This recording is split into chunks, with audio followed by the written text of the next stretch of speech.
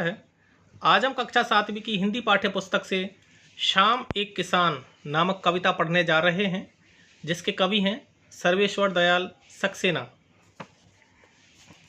कविता का सार। कवि ने किसान के रूप में जाड़े की शाम के प्राकृतिक दृश्य का चित्रण किया है। इस प्राकृतिक दृश्य में पहाड़ बैठे हुए एक किसान की तरह दिखाई दे रहा है। आकाश उसके सिर पर बांधे साफे के समान, पहाड़ के नीचे बहती हुई नदी, घुटनों पर रखी चादर सी, पलाश के पेड़ों पर खिले लाल लाल फूल जलती अंगीठी के समान, पूर्व क्षितिज पर घना होता अंधकार, झुंड में बैठी भीड़ों जैसा, और पश्चिम दिशा में डूबता सूरज चिलम पर सुलगती आग की भांति दिख रहा है। यह पूरा दृश्य शांत है। अचानक मोर बोल उठता है, मानो किसी ने आवाज़ लगाई, सुनते हो। इसके बाद यह दृश्य घटना में बदल जाता है। चिलम उलट जाती है, आग बुझ जाती है, धुआं उठने लगता है, सूरज डूब जाता है, शाम ढल जाती है और रात का अंधेरा छा जाता है। कविता प्रारंभ करते हैं। शाम एक किसान। आकाश का साफा बांधकर सूरज की चिलम खींचता बैठा है पहाड़, घुटनों पर पड़ी है नदी चादर सी, पास ही दहक रही है पलाश के जंगल की अंगीठी, अंधकार दूर पूर्व में सिमटा बैठा है भीड़ों के गल्ले सा।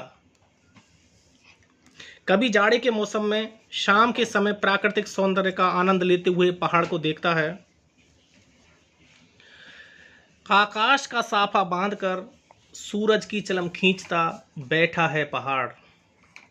ये जो पहाड़ है वो आकाश का साफा बांधकर, साफा होता है जो पगड़ी सिर पर बांधते हैं, उसी को साफा कहा जाता है।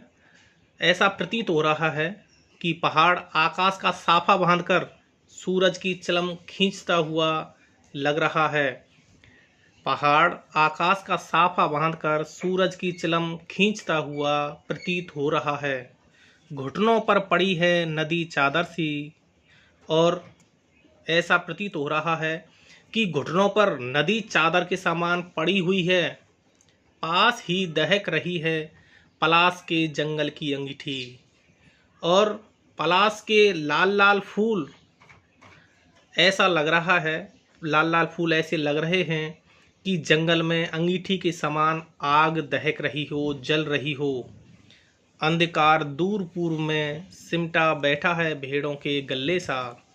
अंधकार दूर पूर्व में अंधेरा सिमटा बैठा है भेड़ों के गल्ले सा।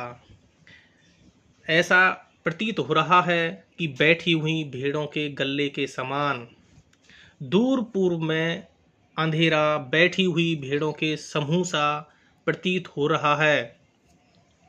आकाश का साफा बांधकर सूरज की चिलम खींचता बैठा है पहाड़, घुटनों पर पड़ी है नदी चादर सी, पास ही दहक रही है पलाश के जंगल की अंगीठी, अंधकार दूर पूर्व में सिमटा बैठा है भेड़ों के गल्ले सा।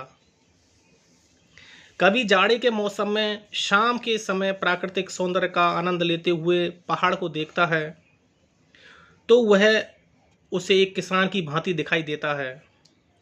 बैठा हुआ पहाड़ आकाश का साफा बांधकर सूरज की चिलम पीता हुआ प्रतीत होता है, और ऐसा लग रहा है जैसे घुटनों पर नदी चादर के समान फैली हुई हो, पड़ी हुई हो, और पलाश के लाल लाल फूल जंगल में दहकती हुई अंगीठी के समान प्रतीत हो रहे हैं, और दूर पूर्व में अंधेरा बैठी हुई भेड़ों के समूह सा प्रतीत हो रहा है। अचानक बोला मोर, जैसे किसी ने आवाज़ दी, सुनते हो।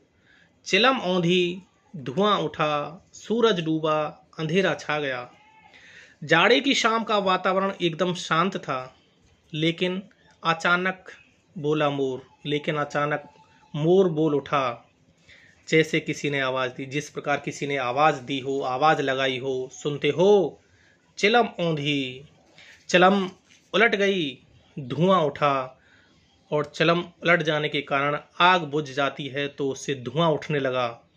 सूरज डूबा, सूरज डूब गया, अंधेरा छा गया। और जैसे ही सूरज डूबा, शाम हो गई और चारों तरफ अंधकार ही अंधकार छा गया। अचानक बोला मोर, जैसे किसी ने आवाज दी, सुनते हो? चिलम औंधी, धुआं उठा, सूरज डूबा, अंधेरा छा गया। जाड़े की शाम का वातावरण एकदम शांत था, लेकिन अचानक एक मोर बोल उठता है, जैसे किसी ने आवाज लगाई हो कि सुनते हो। इस आवाज के साथ ही सारा वातावरण बदल गया। यह एक घटना प्रतीत होने लगी जिसमें चिलम उलट गई, आग बुझ गई, धुआं उठने लगा, सूरज डूब गया, शाम ढल गई और रात का अंधेरा चारों ओर छा गया। धन्यवाद।